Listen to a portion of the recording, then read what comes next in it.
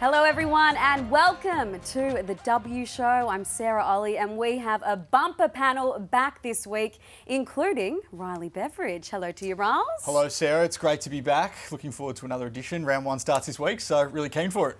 I'll tell you who else is back. It rhymes with back. It is Sarah Black. Hello to you, Sarah. Wasn't sure where you were going there, but good to be back, Sarah. One sleep to go. It feels like Christmas Eve. It does indeed. And our very special guest is the reigning Premiership coach all the way from Arden Street, the mean street, Arden Street, Darren Crocker. Hello, Croc. Great to have you here. Is it Sarah O and Sarah B? Actually. Whatever works for you. Get confusing. It's great to be here. We will get to your brews just shortly, but to begin, Riles, some news off the top. We know it's Doc Clark, the Adelaide coach's last season in charge. How's the hunt going for his successor? What do you know? Yeah, so it is Matthew Clark's last season in charge of Adelaide. We know that, but behind the scenes, the search for Doc's replacement is well and truly underway. It's in consultation with the playing group and in particular with the leadership group at Adelaide. It's my understanding the Crows' top priority in their new hunt for a coach is someone with AFL experience.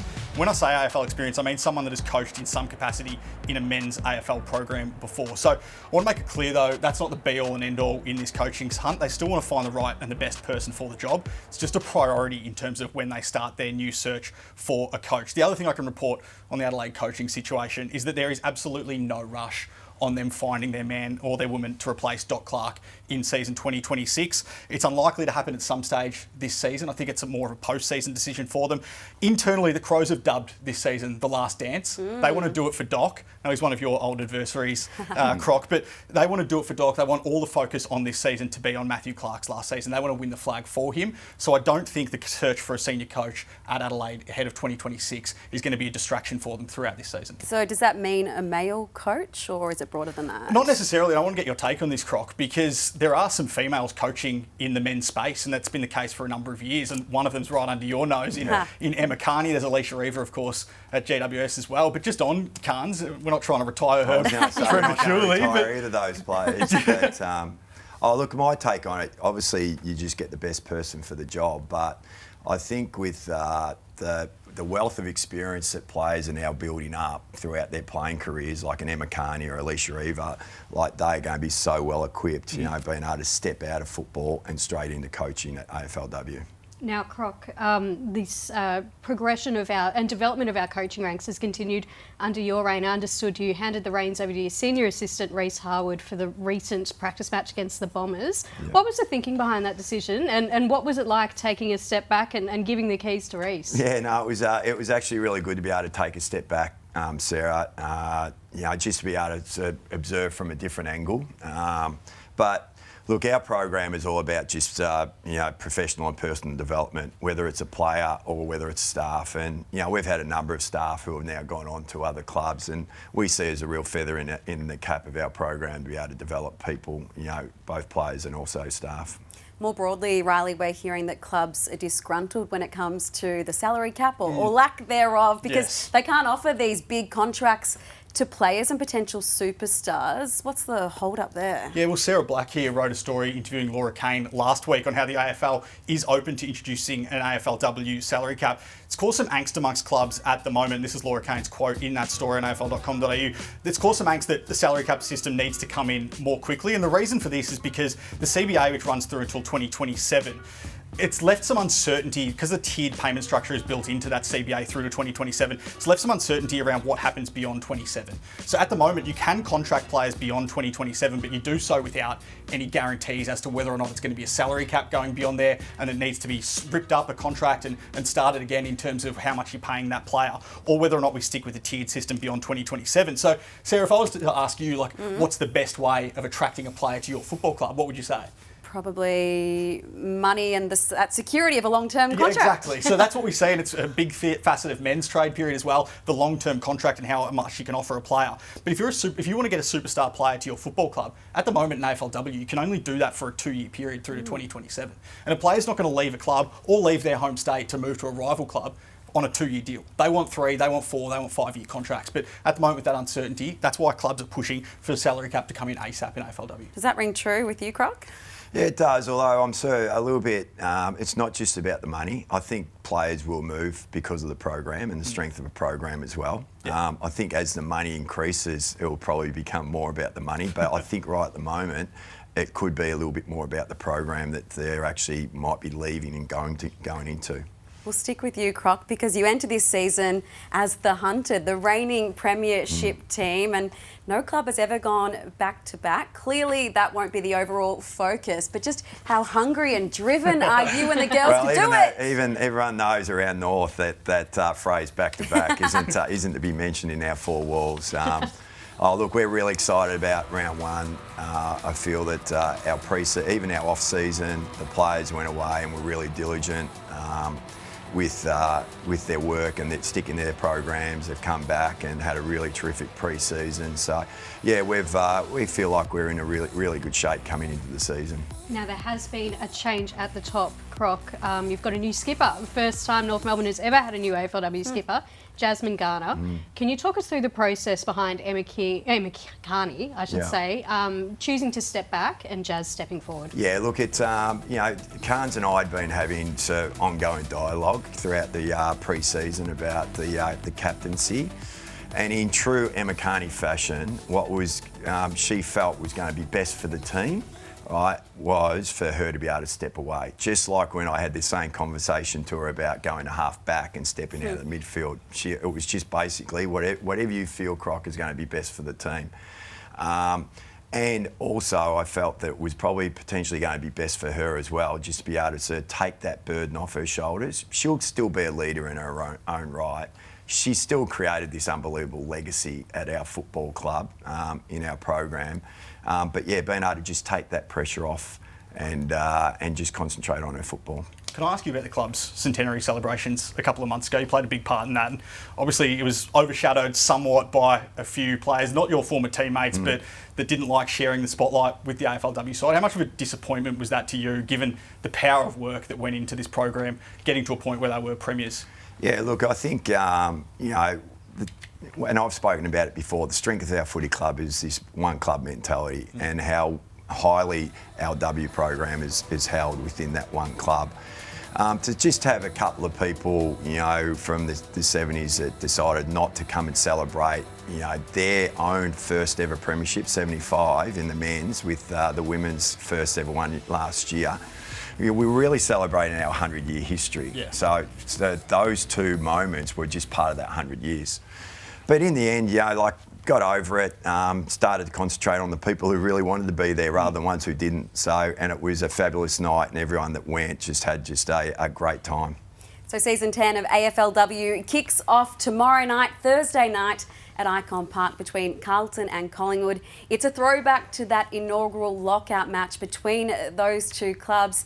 And Sarah, there's so many beautiful storylines running through this match, and we're going to look at some vision from 2017 of Abby McKay, who's going to be the Blues skipper for the first time, and her younger sister Sophie there ringing the bell. How good is that? And what's even better about this, Sarah, is that little Soph McKay, the little redhead there, will be making her debut on Thursday night, playing alongside sister Abby, so we can't wait to see them out there. She won't be the only first gamer as well. We've got Ash Sentra, the #1 pick. Nice. She is locked in 100%. That hip is A-OK. Violet Patterson, a father-daughter at Collingwood, will also be making her debut, as will Poppy Schultz, the Blues' first pick from the draft just gone. So plenty of fresh faces. And an All-Australian is joining the pie. She's been there for a while now. Kalinda Howarth, are we going to see her as well? Yes, expect to see Kalinda out there for the first time in quite some time. She's coming off an ACL that took her nearly 2 seasons to get over. We forget how talented Kalinda is. Now, the Pies have had significant concerns in their forward half ever since the departure of Chloe Malloy, and Kalinda is one who could just break the game open for them. Silky smooth, very natural player, and she's right to go. So keep your eye on Kindy on Thursday night. Hey, Riles, the Saints, they take on the Crows this opening round, or round 1. Some selection news when it comes to somewhat of a stalwart of the competition. Yeah, just keep a watch on Bianca Jacobson. So obviously over the summer she was left out of the club's leadership group. She didn't travel to Perth for the side's final practice match, even though she was fit for that. She's integrating back into the squad from a knee injury across the off-season, but she's now fully fit. I think she's just an example now of the league's evolution and this inflection point we are at in the league, where someone who's been a constant in the competition across the last 10 years perhaps no longer in the side's best side going into round one. I think she's got a role to play at St Kilda going right throughout the season, but at the moment, whether or not she's in St Kilda's round one team's an interesting watch for me. Indeed it is. Hey, Sarah, Ali Blackburn will be there for the Dogs, but we hardly saw her last year with that foot issue. They come up against the D's, though, who are kind of staring down the barrel of an injury crisis of their own. Yes, there's a strong chance that Melbourne may have to field or at least name in their squad some top-up players in round one, which is a significant concern for the D's, who are looking to bounce back after a really injury-hit season last year. Taylor Harris is fit to play, as is Blaheen Mackin, but they've got a number of players up as tests, including skipper Kate Hoare. So currently they've got 8 on that injury list, 3 girls are tests. If all 3 get up, we're good to go. But if some of them miss, then top-ups will need to be named at least in the squad, if not on the field. Now, Croc, I'm going to get you to get up and join Gemma Bastiani at the screen for the deep dive. But, Sarah, firstly, there's another game on Thursday night after Carlton and Collingwood. This one's over in the west, but there's been a bit of a change of venue there. Yes, there's been some quite inclement weather in Perth. I was assured that it doesn't rain in Perth. It clearly does. Leaderville Oval has not coped with the recent deluge. They had 3 games played through the waffle competition on Saturday. So they had seniors, reserves and Colts all play between East Freo and South Perth, I think it was. Yes, not in a condition to be playing. So health and safety comes first. The game has been shifted to Mineral Resources Park, the Eagles' home deck. There's another ground that there's a little bit of a watch on come round 2. That's Victoria Park, the home of the Pies. In recent weeks, the VFL and VFLW and my own community footy have been shifted off Vic Park to prep it for AFLW. So just a watch there too. That ground looked like when I was playing. A bit of a bog there, Croc. We'll get you up to the screen now for the deep dive. One ground we're not concerned about is Brighton Homes Arena. That is where Brisbane will be hosting the Hawks. Gemma Bastiani, it will be on for young and old. Now, when Darren Crocker's on your panel this week, you can't ask the coach of the best defence in the league to talk about anything but how do you defend the ground. I've picked out a couple of examples of Hawthorn's ball movement in their practice match against Richmond a couple of weeks ago. And I want you to pretend you're Craig Starcevich. How do you defend this sort of Hawthorn ball movement when they're playing them this weekend? Okay, let's have a look. Well, even initially allowing that first hit and then another hit with the Richmond players behind, I'd say that Richmond, in their ball movement to bring the ball forward, haven't been setting the field up initially. They should be defending from much higher, out in front of their opponents, playing proactive, right, and almost taking away those hit-ups. Each of those Hawthorn players that got the ball, except for the last kick in that got them out the back, they were actually coming up at the football. You could just take that away by actually being proactive and assertive and playing out in front. And by doing that, you can force a high kick to a contest that's not as easy for the Hawks player to get possession Exactly, of. that's what you'd be enticing them to do, that they look up, they see an opposition jumper out in front, they might go to sort of try to hit one up over the top, and then you'd hope that the next defender or the next teammate's coming across to help out. The next example is a little bit different. It's got a switch involved, which again, lots of space for the Hawks to set up this play as we roll the clip. You defend it in a similar way though, don't you? Yeah, see, like there's no Richmond players up on this. Like you'd want to be taking away that first switch, because then that would stop them from being able to access the open side of the ground and get some flow back on the ball. So they had them in a slow play and then they've let them access the open side because they've squeezed across, they haven't squeezed the ground enough and allowed that first switch to happen, which then allowed them to be able to go around them. Now, our last example is probably the best example from the weekend. It finishes with a really neat Emily Bates kick inside 50. Same principles stand though, don't they? Same principles. They've got them in a slow play, which is great for the Tigers. But see how they give them access to that first little shift kick back inside, which then allows them to get the ball to this side of the ground. Really good by Hawthorn, just keeping speed on the ball when they've actually got the ball flowing and in a fast play. But even that last kick again, if the Tigers had sort of worked hard, done their work early, they're out in front and taking away that hit up. Yeah, so play in front is the #1 rule and be aggressive in your defence if you're the Lions this weekend against the Hawks. Thank you, Croc. We'll see what the Lions do this weekend. What a dart that was from Emily Bates. How about that delivery inside 50? Looking forward to seeing Hawthorn and Brisbane lock horns this weekend, because we don't have to look too far in the rear vision mirror to know that these two sides they don't necessarily like each other. This was a qualifying final and plenty of biffo and feeling in it. Yeah, straight up do not like each other, these two. That was a very long, protracted tribunal case there that Beldor's eventually got off. Courtney Hodder is normally very calm and collected, but even she got sucked into the mix. There's obviously been a couple of players who have shifted clubs here, Emily Bates and Greta Bodie chief among them, and of course Hawthorn's second-year coach now, Daniel Webster, was an integral part of that Lions setup. So these two, it'll be on for young and old. On Sunday at Alberton Oval, we'll see Port Adelaide and Fremantle. Looking forward to the ruck battle there. Mim Strom and Matilda Schultz. These are two of the prime movers in the competition. Strom coming off All-Australian honours and Schultz the rising star. Croc, I'm wondering what you think of these two girls. They're incredible athletes, but also more broadly of the ruck role in 2025 and how it's shifted slightly. Yeah, look, they're both very, very talented rucks. But, you know, what we've found throughout the pre-season with the umpires' new interpretation of the holding the ball, they seem to be either paying free kicks or giving the player a long time to be able to get the ball out.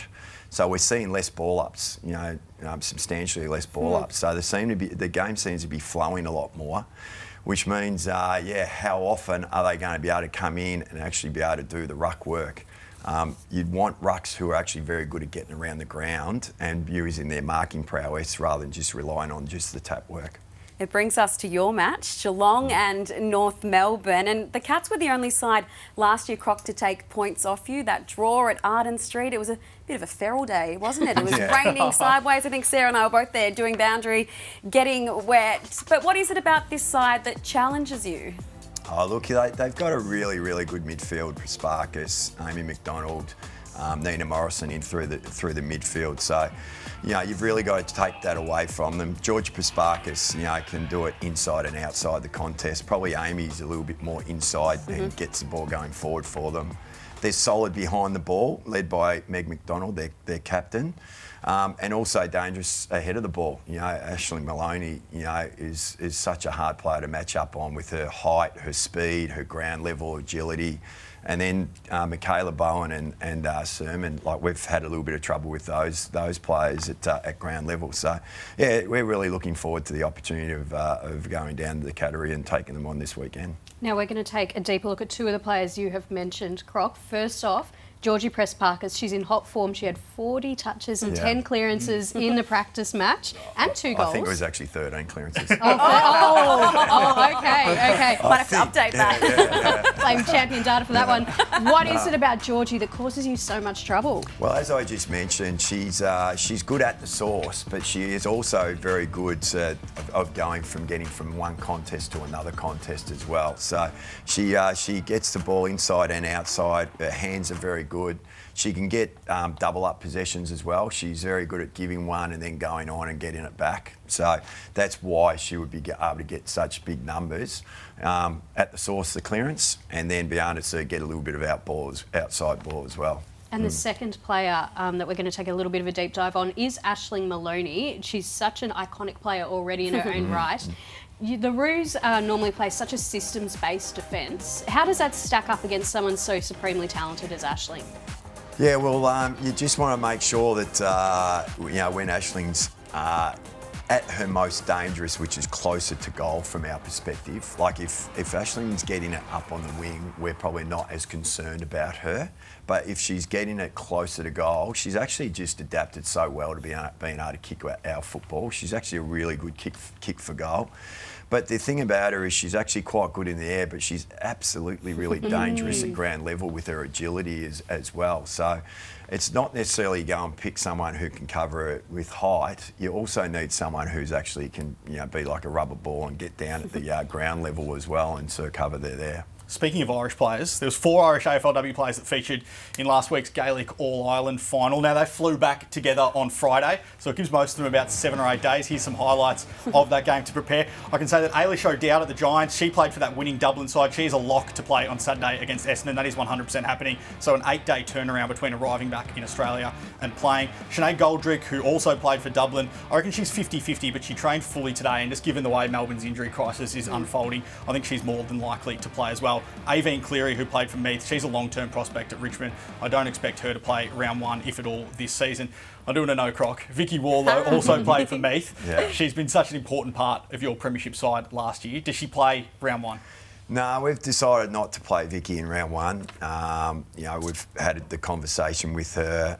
She's well aware that making the decision to stay in Ireland and play throughout the series with Meath, which they obviously went all the way through, meant that she was going to be coming out late. Culturally, we think it's better for our group to reward the players who have been here right throughout the whole pre-season and done all the work. And I'm sure Vicky, once with a few weeks train under her belt, will be definitely putting her hand up. You made a big acquisition over the off-season in Ailish Sheeran. She's two-time All-Australian at half-back. She made the All-Australian squad last year through the midfield. Where do you think her best position is this season? Yeah, well, we've been playing Ailish off half-back. Again, you've mentioned, we play a bit of a system-based team defence. So we've been, trying to educate Ailish around that system and how we want to defend first. But that's not to say we also see her coming up potentially on a wing, so playing up a little bit higher at times as well. But just being able to settle her into that role behind the football, we think is just best for her development with us at this stage. Not a bad acquisition though, hey guys, for the Premiership side. Let's have a look at how the round one fixture is shaping up and shaking out. We've got 2 matches on Thursday, the Swans and Richmond on Friday. On Saturday, 3 games to feast on, including the Dogs and Melbourne at Whitten Oval. And then on Sunday, we have more games to watch as well. That one with plenty of spite to begin, and we conclude at Alberton Oval, St Kilda and the Crows in the middle. Sarah, there's been so many beautiful stories about draftees getting their debut. Who are we going to see? I can't wait to see all these fresh faces. It's the best time of year when we get all these calls home and everything like that, just been filling up my social feed. But as I mentioned towards the start, we will see Ash Sentra, the #1 pick, on Thursday night. Varner Harris, pick 2. There's going to be stacks of top talent on offer.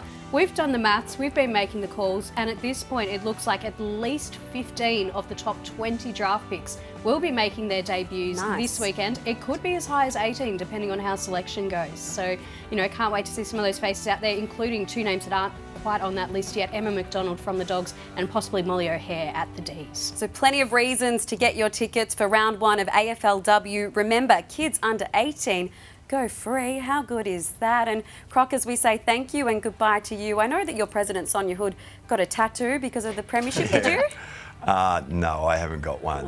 Yes. Maybe if they go back to back. Jen White got one too. Hey, there we go. Well, you're next in line. You can't let Jen off the hook either. But, And just quickly, a pump up because you've got a doco coming out as well. Yeah, we've got a wonderful documentary I think's being released 7 o'clock tonight that the club have put together about the last 2 seasons. Obviously the heartbreak of losing a grand final, but then the joy of actually having the shared experience of winning one. Well, best of luck for the 2025 season. Croc, you, Sarah and Riles, thank you. And thank you for joining us on the W Show. It's here, everybody. Get to the footy.